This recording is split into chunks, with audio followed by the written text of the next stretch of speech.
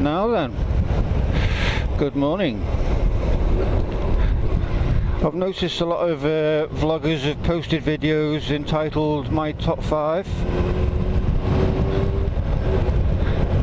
So I thought I'd do one, but it's going to be my top 5 hates, and it's going to be regarding bikes, bikers and biking. So this is purely my opinion. It's not meant to attack any individual or group.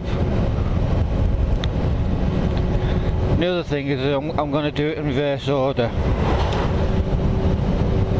So hate number 5, it's going to be discrimination against bikers. Now by that I mean the likes of the government, the way we're taxed unfairly,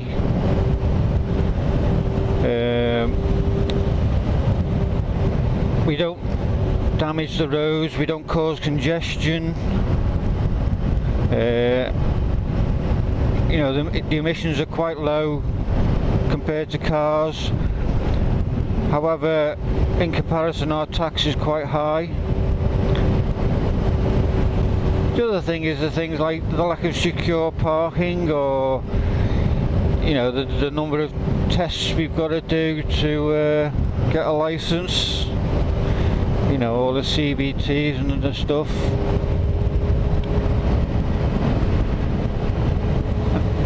Now regards the public or the media, you know, we're all seen as, you know, jobless layabouts.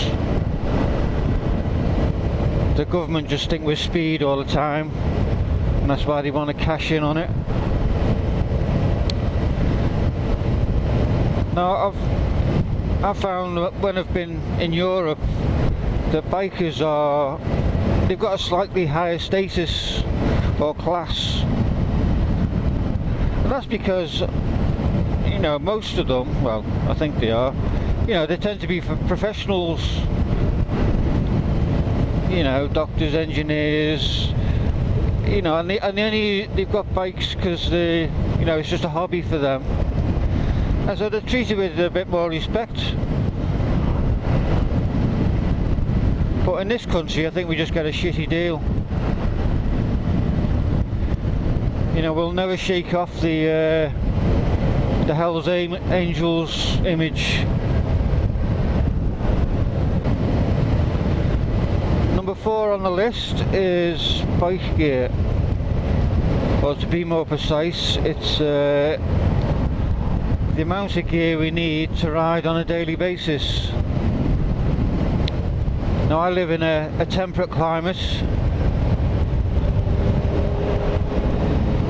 so the difference between the seasons is quite severe, or can be. So any particular garment like gloves or boots or whatever, you know, I've got to have summer ones, winter ones, intermediate ones,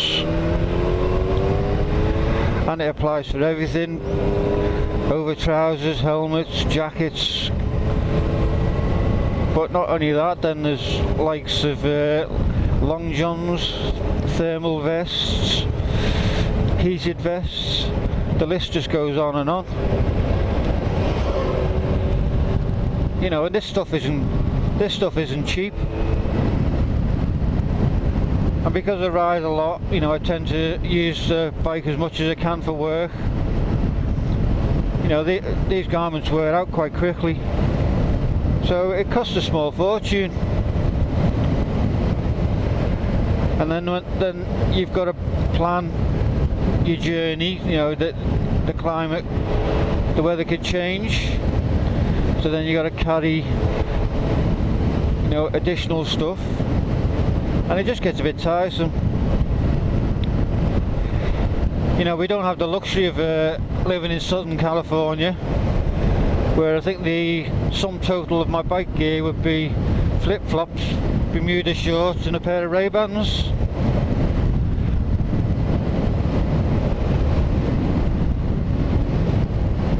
Right, number 3 on the list is I've forgotten now. Oh, I know, yeah. It's biker snobbery. So we all tend to fit into, you know, our little niches, our little groups, subgroups. You know, whether it be, you know, scooterists, learners, Harley riders, R1 Power Rangers. But I thought we all had a common interest. You know, it's being on two wheels, the camaraderie. So I don't understand this snobbery where, you know, I'm not letting on to you, pal. Oh no, you're not good enough for a nod or a wave. Or I'm not waving back to him because that's not a real Harley. You know, what's that about? I just don't understand. So what is the problem with returning someone's greeting or acknowledgements? It's just some guy saying hello.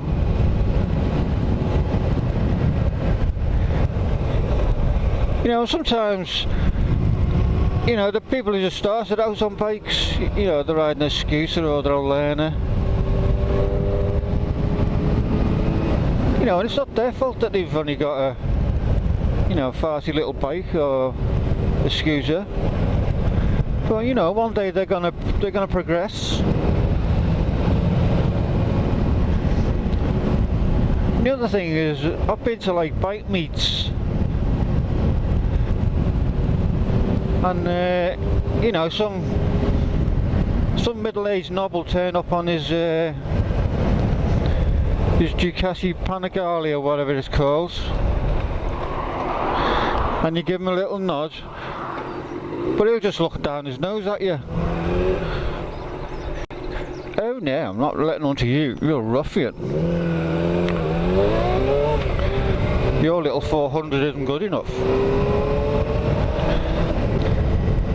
But that same guy who won't let on still wants to park his Ducati in the middle of the bike meet and show off his bike to everyone. Some people just need to lighten up. So number 2 in the list, and this is where we get a bit more controversial, is people's reluctance or inability to change a motorcycle tyre. Now you see on forums people saying, oh, I got my tyre changed at such and such and it cost X amount of pounds, and then someone will go, oh, you don't want to go there, you want to take it somewhere else, and well, why not just keep your money and do it yourself? Changing a motorcycle tyre is just a progression from changing a bicycle tyre as a child. Same principles apply. A couple of tyre levers under the tyre bead, lever against the rim, take the tyre off. I just don't understand why people don't get involved with their bikes.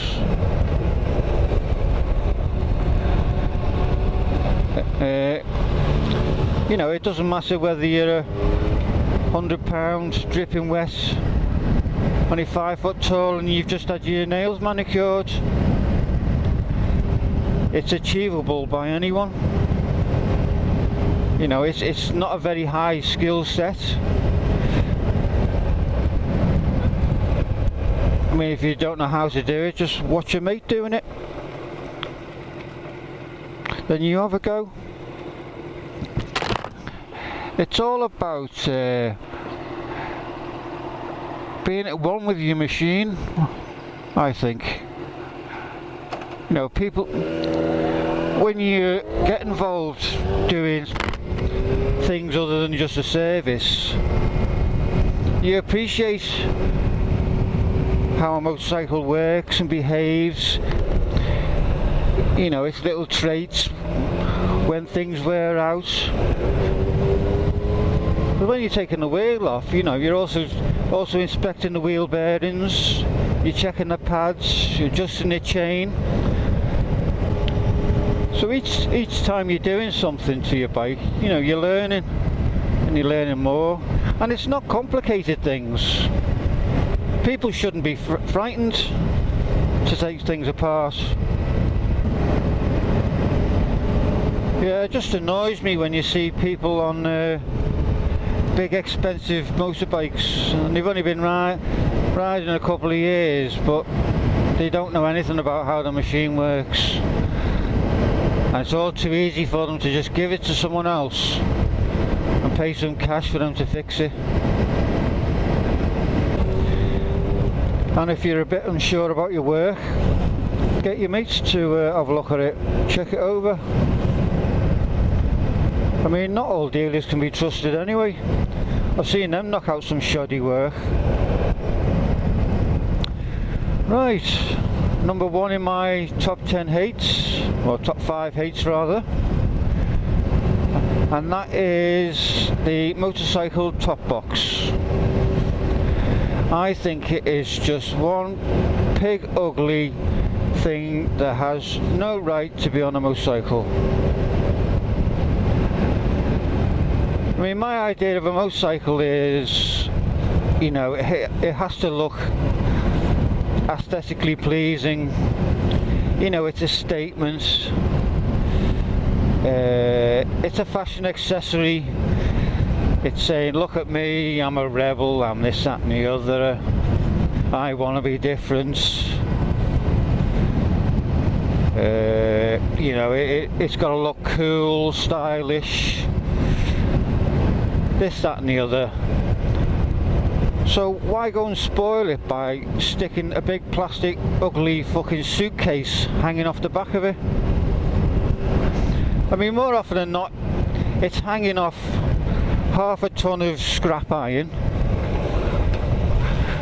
You've had to move the indicators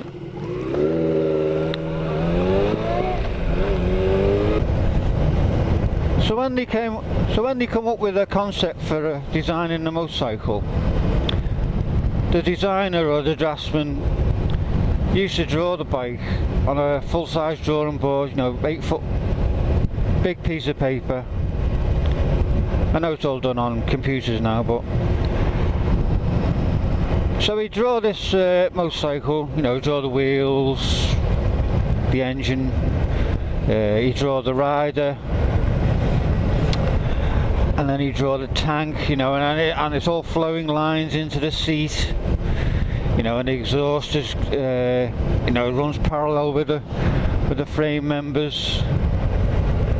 You know, a lot of thought and design's gone into it. But at what point did he go, oh, hang on, we need a bit more paper at the back here because I want to stick a big fucking plastic box on the back of it? No, he doesn't. And what about all these photographs that have been taken of motorbikes through the ages, you know, that have turned out to be classics? Like Steve McQueen on his Triumph, Marlon Brando again on his Triumph, even Audrey Hepburn on a little Vespa. How many of them had top boxes on? Not many. But what about cult films? Easy Rider or Pulp Fiction, Bruce Willis on his chopper, or Steve McQueen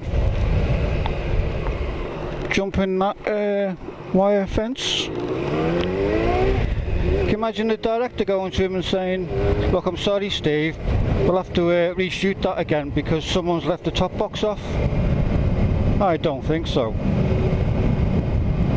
Now the argument for having a top box is going to be, oh well, I need to carry stuff. Well, I would say, well really you don't. You know, a lock you can manage to fit under the seat somewhere. You know, some weatherproof trousers or whatever you can just roll up and bungee it on. what was the problem with when you go on holiday, you put everything in a bin bag and strap it on with a bungee strap. Yeah, I can relate to panniers. You know, we've always had panniers since very early motorbikes. But a big cube hanging off the back of your bike, no. It doesn't matter how you dress up either. I mean, you can colour coordinate it or put some designer graphics on it, or, you know, an incorporated brake light. It still looks like an ugly turd. Even the likes of, you know, big BMW 1200s, they look great with the aluminium panniers, but as soon as you stick the box on the back, I think it looks fucking ugly.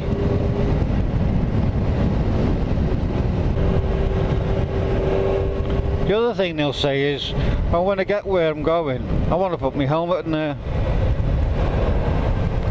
Well, what's the problem in putting your helmet on the hook? I mean, you still can't steal it. They cut the strap, it's no good.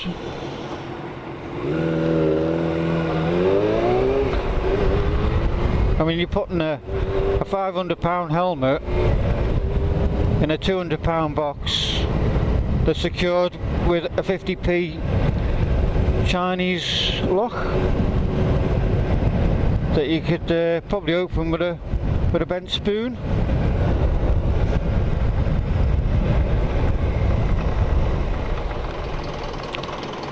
There's many a time when I've been following a bike with a top box and it's bouncing around like I don't know what, usually because there's nothing in it. I mean, if you were to just stop a bike with a top box at random and ask the rider, what's in your top box? I bet you he'd say, oh, a chain and lock, a set of waterproof trousers with a hole in the arse, and I bet you there's half a bottle of water that he bought 3 months ago from the motorway services. You just lugging this box around for 51 weeks of the year, empty. I just don't see the point. So that's it, that's my top 5. If anyone's still listening, thanks for sticking with it, and I'll leave it at that and speak to you soon. I'll see ya.